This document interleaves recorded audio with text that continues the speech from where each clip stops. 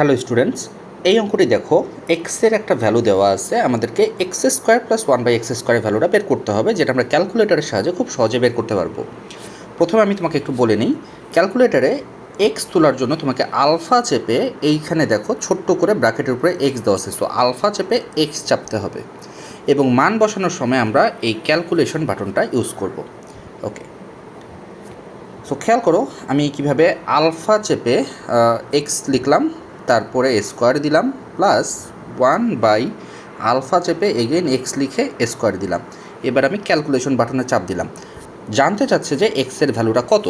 আমরা জানি বা প্রশ্নে আমাকে দেয়া আছে যে এক্সের ভ্যালুটা হচ্ছে 7+4√3। সো আমি এখানে লিখব 7+4√3 লিখে আমি ইকুয়ালে চাপ দিব। সো ইকুয়ালে চাপ দিলে দেখো আমার এইখানে 194 দেখাচ্ছে এবং 194 এইটাই হচ্ছে গিয়ে তোমার উত্তর। সঠিক উত্তর হচ্ছে 194, অপশন বি।